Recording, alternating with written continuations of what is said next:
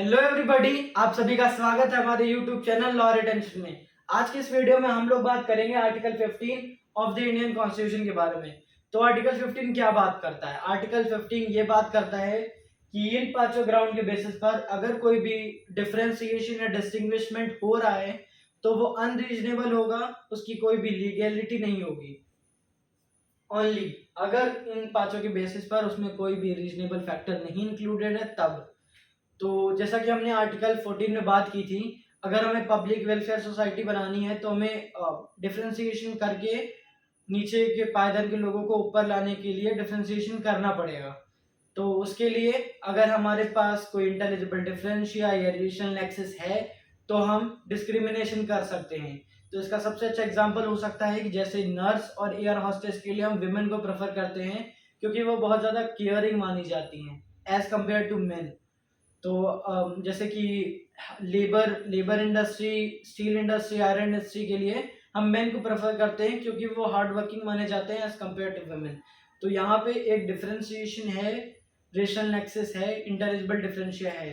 तो यहाँ पे जो हमने डिस्क्रिमिनेशन किया है वो एक वैलिड है और लीगल बाउंडिंग क्रिएट करता है। तो अब आइए बात करते हैं आर्टिकल 15 के क्लॉजेस के बारे में।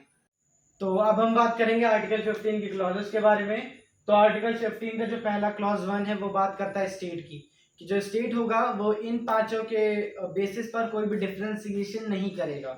और दूसरा जो हमारा स्टेट प्लस सिटीजन की बात करता है, इसमें सिटीजन वाला इंक्लूड हो गया है पहले से। तो इसमें बात करता है कि कोई भी सिटीजन भी इन पांचों के बेसिस पर कोई भी डिस्क्रिमिनेशन नहीं करेगा, यानी कि कोई भी पब्लिक प्लेसेस जैसे कि पार्क वगैरह वगैरह, वहां पे कोई भी डिस्क्रिमिनेशन इन पांचों के बेसिस पर नहीं हो सकता।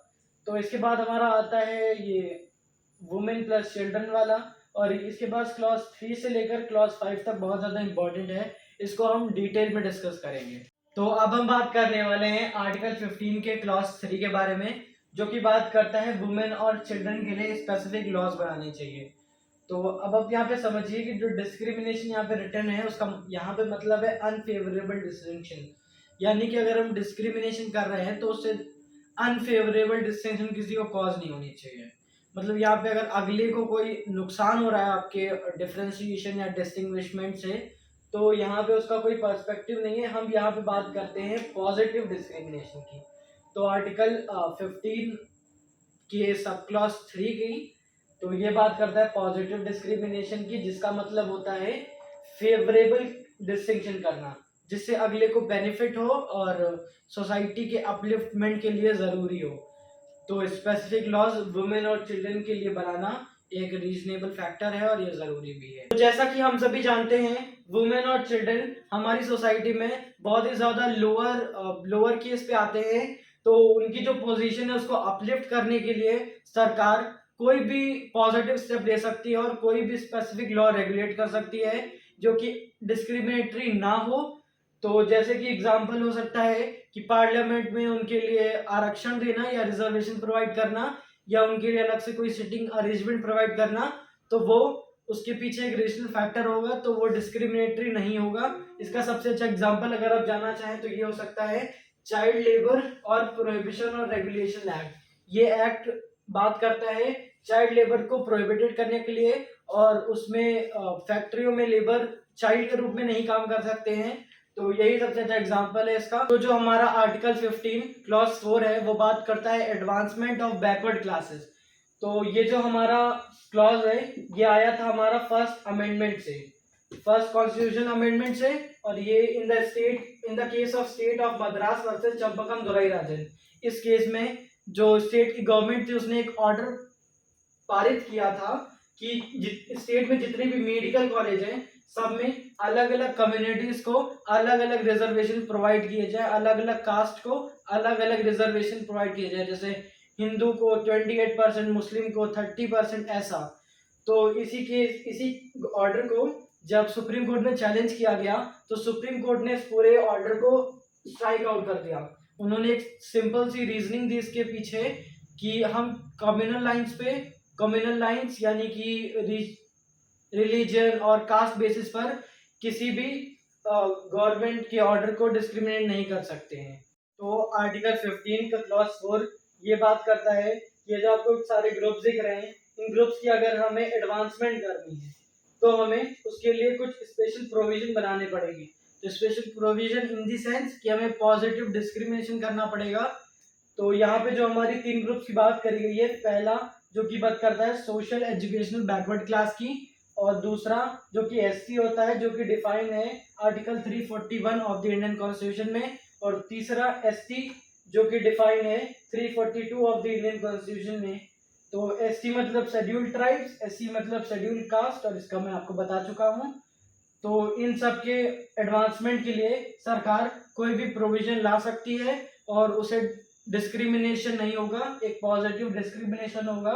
और एक चीज, सरकार का अपना अलग से क्राइटेरिया होता है, वो कोई भी कास्ट को अपने अनुसार इन तीनों ग्रुप्स में डिवाइड कर सकता है।